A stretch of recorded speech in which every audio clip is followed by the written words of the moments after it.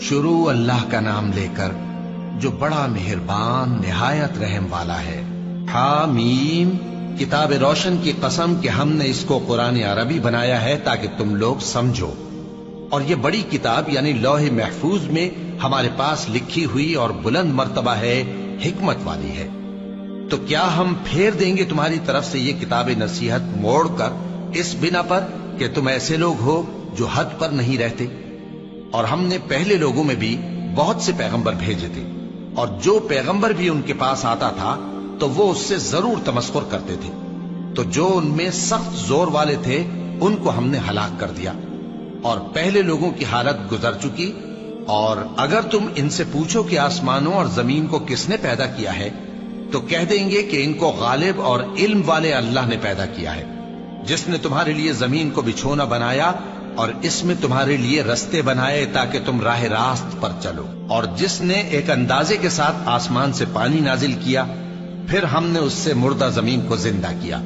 اسی طرح تم زمین سے نکالے جاؤ گے۔ اور وہی ہے جس نے سب چیزوں کے جوڑے بنائے اور تمہارے لیے کشتیاں اور چوپائے بنائے جن پر تم سوار ہوتے ہو تاکہ تم ان کی پیٹھ پر چڑھ بیٹھو، اور جب اس پر بیٹھ جاؤ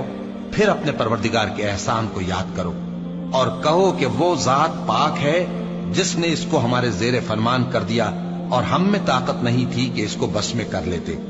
اور ہم اپنے پروردگار کی طرف لوٹ کر جانے والے ہیں۔ اور انہوں نے اس کے بندوں میں سے اس کے لیے اولاد مقرر کی،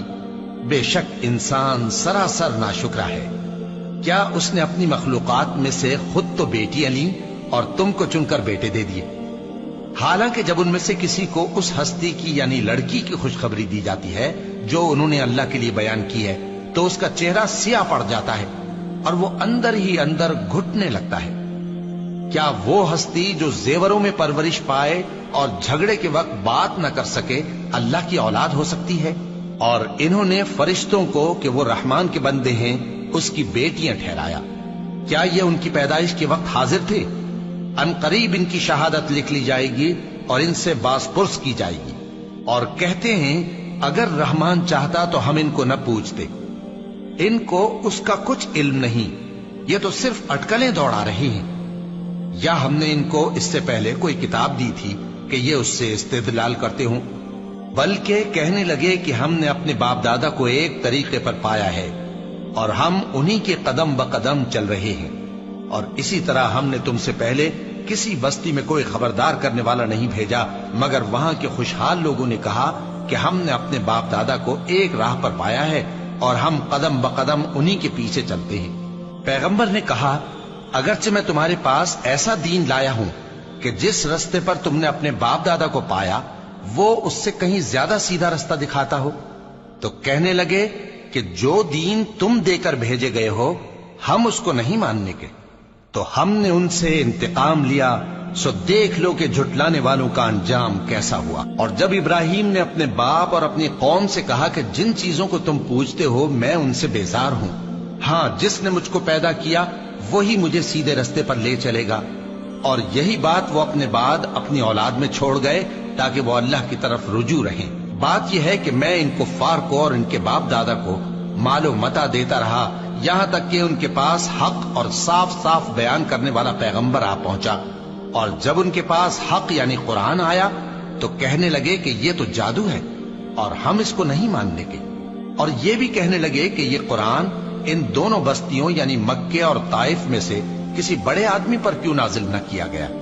کیا یہ لوگ تمہارے پروردگار کی رحمت کو بانٹتے ہیں؟ ہم نے ان میں ان کی معیشت کو دنیا کی زندگی میں تقسیم کر دیا اور ایک کے دوسرے پر درجے بلند کیے تاکہ ایک دوسرے سے خدمت لے، اور جو کچھ یہ جمع کرتے ہیں تمہارے پروردگار کی رحمت اس سے کہیں بہتر ہے۔ اور اگر یہ خیال نہ ہوتا کہ سب لوگ ایک ہی جماعت ہو جائیں گے تو جو لوگ اللہ سے انکار کرتے ہیں ہم ان کے گھروں کی چھتیں چاندی کی بنا دیتے اور سیڑھیاں بھی جن پر وہ چڑھتے، اور ان کے گھروں کے دروازے بھی اور تخت بھی جن پر تکیہ لگاتے ہیں، اور یہ سب چیزیں سونے کی بھی بنا دیتے، اور یہ سب دنیا کی زندگی کا تھوڑا سا سامان ہے، اور آخرت تمہارے پروردگار کے ہاں پرہیزگاروں کے لیے ہے۔